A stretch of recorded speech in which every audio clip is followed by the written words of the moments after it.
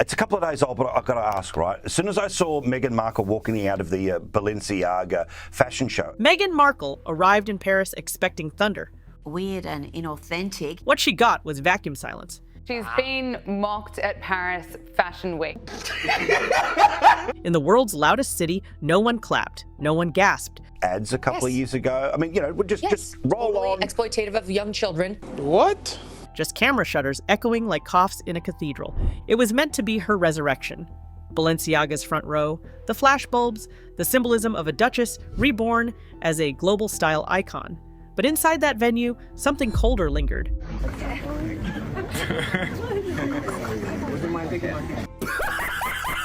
Attendees later described an atmosphere so still you could hear fabric breathe. No laughter, no greetings, just eyes narrowing with curiosity and doubt. One editor murmured to a colleague, "It feels like a coronation without a crown." Paris had seen every kind of royalty, Dior's muses, Chanel's rebels, even Diana herself. But that night, it studied Meghan like a museum piece. Fascinating, fragile, slightly out of place. Each gesture, each smile, each turn of her head felt rehearsed, like someone auditioning for her own redemption arc.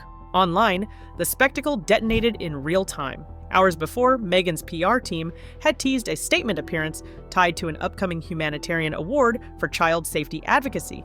The twist? The label hosting her, Balenciaga, was still shadowed by its own controversy over exploitative imagery. Yeah, roll on, that's fine. They keep, they're uncancelable. And you're going, sorry, I'm pretty sure that would sort of rule most people out. But what did you think about the person who thinks they're queen in their own mind, just with the saunter and all the rest of it as she was leaving the fashion show, that being Meghan Markle? Protecting children while promoting that brand? One tweet asked, collecting hundreds of thousands of impressions. Within minutes, #IronyandHeels trended across Twitter. Then came the quieter storm, the one Paris specializes in. Backstage, stylists whispered that her entourage seemed tense, overspraying perfume, and snapping at assistants. Some called it fatigue, others called it fear. "You can't fake ease in this room," one fashion photographer said later.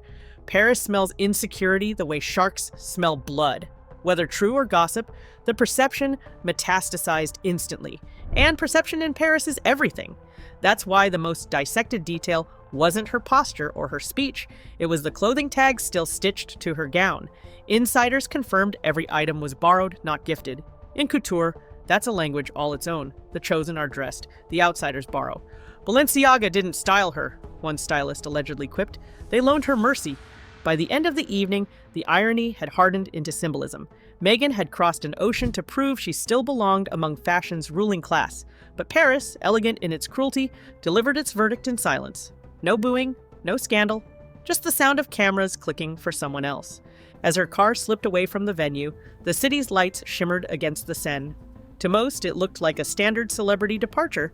To those watching closely, it felt like an omen. Because the road she chose next would reopen a wound Paris had spent 28 years trying to heal. And when that route hit headlines, the silence would turn into outrage. Hours after Meghan's exit, Paris began whispering again. Not about the dress, not about the crowd, but about the route her driver had chosen. According to several French blogs and eyewitness tweets, the black SUV carrying the Duchess had slipped through a familiar curve of tunnel concrete. The Pont de l'Alma, the site where Princess Diana's life ended in 1997. At first, it sounded like tabloid noise. Then came the clips. Grainy night footage, an SUV with diplomatic plates, time-stamped barely an hour after the Balenciaga show.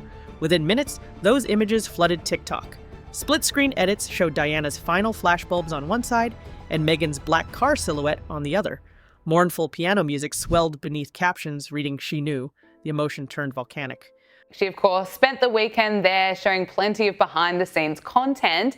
Now, let's just take a look at the Duchess strutting for the cameras.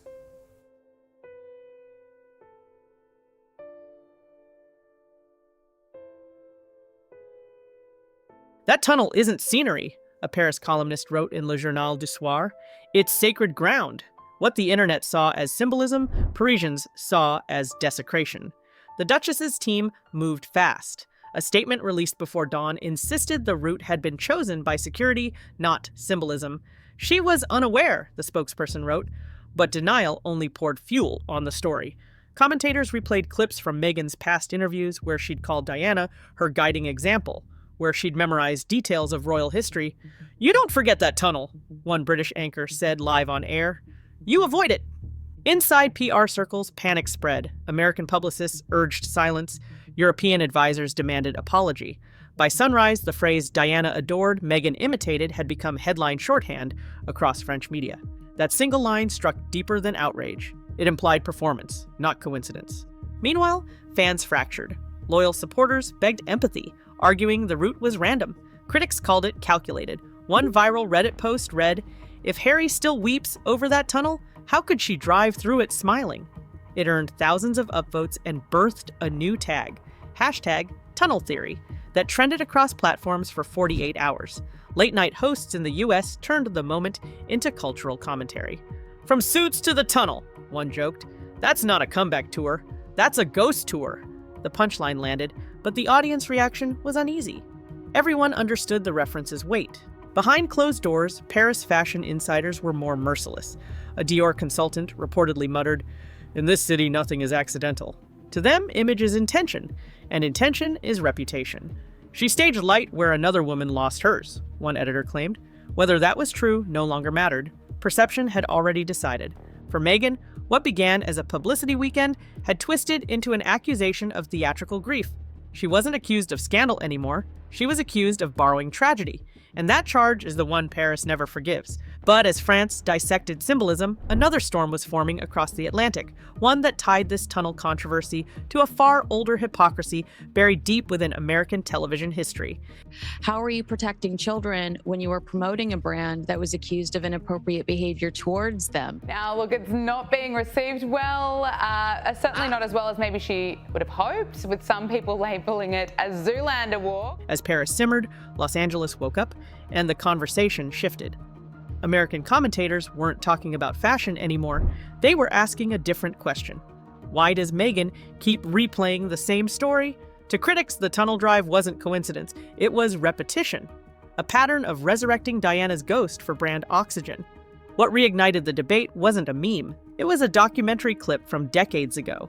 Fans online rediscovered that the very same US network that aired Meghan's emotional Oprah interview, CBS, had also aired Diana's final images in 1997. That connection, largely forgotten until now, resurfaced like a ghost of its own. The network that televised Diana's last breath, one viral TikTok voiceover said, was later paid to televise her son's pain. The irony hit millions of views before breakfast. Reporters dove in, archived CBS broadcasts reappeared on social media. Blurred wreckage, solemn narrations, and chilling commentary about the price of fame. The parallels were haunting. "You can't condemn exploitation," one Reddit user wrote, "and then sell it in 4K. That line spread everywhere, quoted in comment sections and morning talk shows alike. Industry insiders began whispering about the authenticity crisis surrounding the Sussex brand. Publicists quietly told trade outlets that Hollywood had entered what they called the irony era. One PR executive told Variety, "You can't build a business on sincerity when your biggest client keeps contradicting herself." That quote, paraphrased across Twitter, became a meme template. Authenticity sells, hypocrisy kills, and the numbers told their own story. Analysts pointed out that streaming metrics for the couple's projects had plateaued. Spotify's deal had quietly ended. Netflix's follow-up content, once promoted as royal gold, had slipped down the charts. The more she tried to own the narrative, one entertainment writer said, the less people believed it belonged to her. Then came reports of ghost-written speeches and recycled project ideas. The kind of claims that rarely make front-page news, but rot reputations from the inside. Staffers allegedly described Meghan as restless, always chasing reinvention, never finishing the chapter she starts. The public's patience, once her safety net, began to thin. By the end of that week, a new phrase started trending on social media. #the echo effect. These supermodels of today make it look effortless, and that's why your eyes are glued to them and you're just admiring their beautiful form and their beautiful fashion. And you're like, oh, #goals. It doesn't work for you to shoulders back, breasts out, headlights going. It summed up the entire backlash, how every attempt at reinvention kept echoing something from before. Diana's tragedy, royal rebellion, media martyrdom, the same story told louder, each time with fewer believers. To the monarchy, the Paris episode had proven their point. To Hollywood, it was a warning. And to Meghan herself, it was a reminder that in the digital age, repetition isn't legacy, it's erosion. But if hypocrisy had dented her credibility, what came next would attack something deeper: her access to the very power circles that once treated her like royalty. By midweek, the whispers had turned into avoidance. Paris moved on, and Hollywood took notes. Fashion houses that once begged for her presence suddenly went fully booked. Invitations stopped arriving. Calls that once came daily now came through assistants, then not at all. One photographer described the shift bluntly. She stood in a sea of flashbulbs, but no one looked. A single shot from that night went viral. Meghan Markle centered in the frame, all light and no audience. Twitter renamed it the balcony shot, and it spread like wildfire. The meme caption read, "Spot the crowd, you can't." Within hours, #EmptyChairEnergy trended again, a digital echo of her real-world isolation. Inside the fashion world, silence is a verdict. "Paris doesn't boo," wrote one editor for Le Mode Francais. "It just blinks slowly and forgets." The forgetting had already begun. Balenciaga's creative team pivoted to a new muse. Dior's staffers, when asked about Meghan, reportedly shrugged. One stylist admitted to a colleague, "Being seen near her right now feels risky. She's trending for the wrong reasons." And then came the visual proof.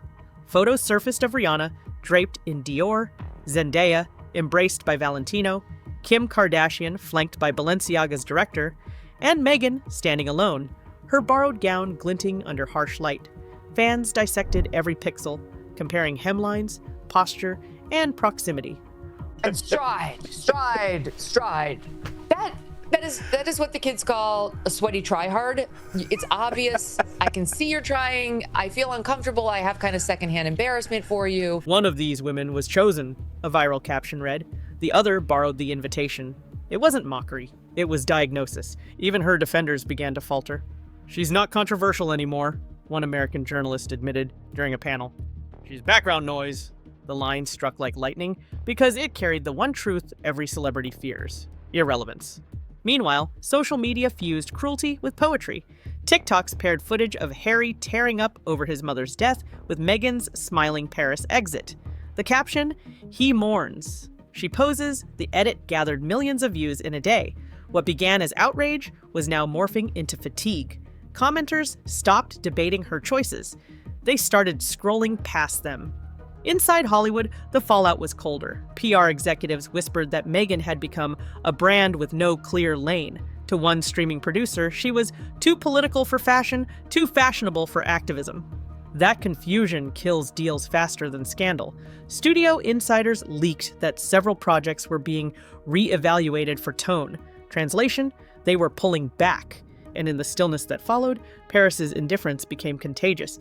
It spread through red carpets, boardrooms, sponsorship calls. Meghan's once unstoppable narrative, royal defiance, feminist resilience, Hollywood rebirth, had turned into static. The lights hadn't gone out, they'd just turned elsewhere. But the quiet wasn't done yet. Because when the noise stops in Europe, it always finds an echo in California.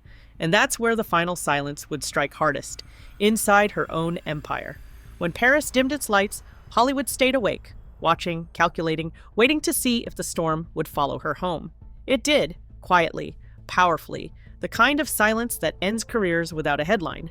Sources close to major agencies told The Wrap that Meghan's name was being soft-paused on internal brand lists, meaning in PR language, she'd become too volatile for luxury partnerships, yet too subdued for activism. "She's between narratives," one executive explained, "and in this town, that's death." For her team, the damage control was frantic. New brand meetings were scheduled, then canceled. A rumored collaboration with a French cosmetics house evaporated overnight. One insider put it bluntly, "Fashion runs on aura." Hers dimmed in Paris. It wasn't one scandal, it was accumulation. A sequence of contradictions that had finally caught up to her. Fans noticed the shift before the headlines did. Her Instagram mentions, once flooded with heart emojis, now filled with sarcasm. "Returned by Monday," one viral comment read beneath a photo of her in couture. On TikTok, #ParisExposed refused to die, morphing into a wider critique about image fatigue. "She came for validation," one user said, "and left with proof she doesn't need rescuing. She needs relevance." Even comedy caught on. Late-night hosts referenced the tunnel story with raised eyebrows and polite discomfort, joking that Paris doesn't clap, it curates silence. The laughter was uneasy because everyone sensed the underlying truth. Meghan's fame was slipping from spectacle to study. Then came the business tremors. Analysts told Variety that Hollywood investors had begun reevaluating the Sussex brand. If the Royal Association fades, the valuation plummets, one strategist warned. Spotify was already gone. Netflix, once her creative fortress, had gone quiet. For a woman who built an empire on visibility, invisibility had become the enemy. But perhaps the most haunting part of the fallout wasn't rejection. It was indifference. Paris hadn't canceled her. It had simply moved on. And when an entire industry decides you're no longer the story, you don't hear the fall. You just hear nothing. There's a cruel poetry in that. Years earlier, Meghan warned the world about the cruelty of the spotlight, about how fame distorts and destroys. But now, she was learning the reverse lesson. The spotlight's cruelty isn't in exposure, it's in absence. The cameras didn't attack her this time, they just stopped caring. Maybe that's what Paris wanted all along. Not vengeance, not shame, but silence. The kind of silence that forces a person to see themselves clearly, without flashbulbs, without applause, without illusion. Because in the end, it wasn't scandal that dethroned Meghan Markle. It was exhaustion. A public too tired to believe, and a city too elegant to shout. If Paris can end a narrative with one borrowed dress and one ill-fated drive, imagine what Hollywood will do when the next chapter begins. Subscribe now, hit like, and stay tuned, because the silence after the storm might just be louder than anything that came before.